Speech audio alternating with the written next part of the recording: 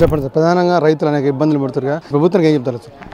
ఇవాళ రైతుల్ని పత్తి రైతులను ఆదుకునే దాంట్లో కేంద్ర రాష్ట్ర ప్రభుత్వాలు పూర్తిగా విఫలం చెందిన పరిస్థితి ఉంది.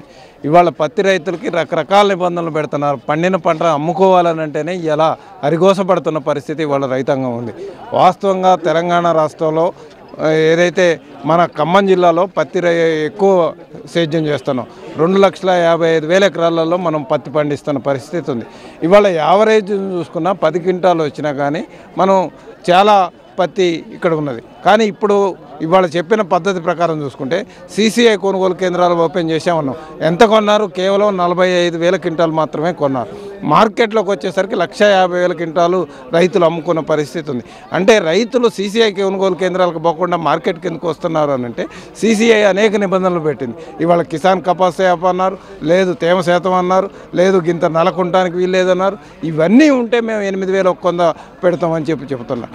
కానీ ఇవాళ ఆ నిబంధనలు ఏదైతే ఉన్నాయో రైతులకి అసనిపాతంగా మారిన పరిస్థితి ఉంది. ఇవాళ మహారాష్ట్ర తర్వాత తెలంగాణలో అత్యధిక పత్తి పండుతుంది. అట్లాగే రైతులు ఇవాళ ఈ పత్తి వల్ల నష్టపోయి దేశవ్యాప్తంగా ఆత్మహత్యలు చేసుకున్న దాంట్లో కూడా ఇవాళ మనం 2వ స్థానంలో ఉన్నాం తెలంగాణ. ఎందుకు అని అంటే ఈ ఆత్మహత్యలు చేసుకున్నది కూడా ప్రధానంగా పత్తి రైతులే ఆత్మహత్యలు చేసుకుంటున్నారు. దీనికి కారణం కేంద్ర ప్రభుత్వ విధానాలు తప్ప మరొకటి కాదు. అదే కేంద్ర ప్రభుత్వం పత్తి రైతుల్ని ఆదుకునే దానికోసం ఖచ్చితంగా CCI ద్వారా కొనుగోలు చేసినట్లయితే ఈ ఇబ్బంది ఉండదు. గతంలో చూసాం, 10 సంవత్సరాల క్రితం ఇక్కడ మార్కెట్లోనే పత్తి CCI వాళ్ళు కూడా వచ్చి ఇక్కడనే కొనుగోలు చేశారు. కానీ నరేంద్ర మోడీ వచ్చిన తర్వాత CCI మొత్తం జిన్నింగ్ మిల్లులకు పోయింది, మార్కెట్లో ప్రైవేట్ వ్యాపారస్తులకు అప్పచెప్పింది. దీంతో ప్రైవేట్ వ్యాపారస్తులు కూడా ఏంటంటే ఇక్కడికి వచ్చింది ఖచ్చితంగా అమ్ముకొని పోవాల్సింది కాబట్టి ఎంతకైనా కొనే పరిస్థితికి వచ్చింది.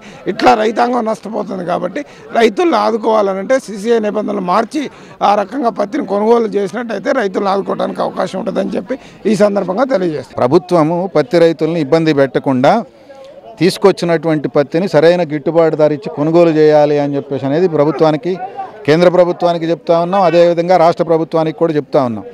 కేంద్ర ప్రభుత్వం కావాలని చెప్పేసి అని దుర్మార్గమైనటువంటి నిబంధనలను తీసుకొని వచ్చి రైతుల్ని చాలా తీవ్రమైనటువంటి ఇక్కట్లకి గురి చేస్తూ ఉంది.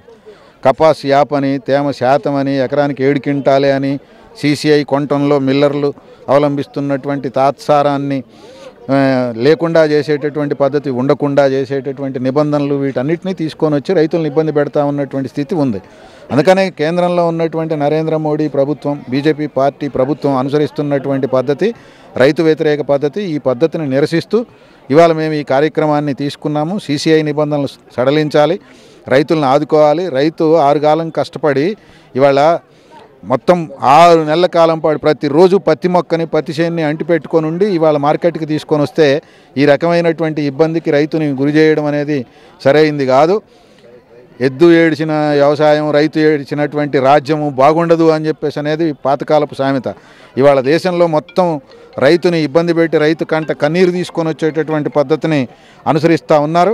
అందుకని ఈ రకమైనటువంటి పద్ధతిని కేంద్ర ప్రభుత్వం విడనాడకపోతే తీవ్రమైనటువంటి పరిణామాలు ఎదుర్కోవాల్సి ఉంటుందని చెప్పేసి ప్రభుత్వానికి తెలియజేస్తూ ఉన్నాం. అంటే ఇప్పుడు రైతు ఏమంటారంటే ఇక్కడికి వచ్చిన నాయకులు సరే తర్వాతకి అధికారులతో కుమ్మక్కైతారు, మాకు ఎటువంటి న్యాయం జరగదని చెప్తారు. అది తప్పుడు మాట. ఏ రైతన్నా మాట్లాడితే అది తప్పుడు మాట. అధికారులతోని ఇది అధికారులు, ఇక్కడున్న అధికారులు లేకపోతే ఇంకో చోట ఉన్న అధికారులు చేసేటటువంటి వ్యవహారం కాదు. కేంద్ర ప్రభుత్వం కొన్ని నిబంధనలు తీసుకొని వచ్చింది. ఆ నిబంధనల వల్ల ఈ రైతుకు అన్యాయం జరుగుతూ ఉంది. ఇక్కడున్న అధికారి చేసేటటువంటి దాని వల్ల కాదు. అధికారి ప్రభుత్వం చెప్పినట్టు వ్యవహరిస్తాడు. ఆ ప్రభుత్వమే ఈ రైతుకు వ్యతిరేకంగా తీసుకొని వచ్చింది. అందుకని అధికారులు ప్రభుత్వం వ్యవహరించేటటువంటి తీరుని గమనించకుండా ఇట్లాంటి పిచ్చి మాటలు మాట్లాడుకున్నందువల్ల ఉపయోగం ఉండదు.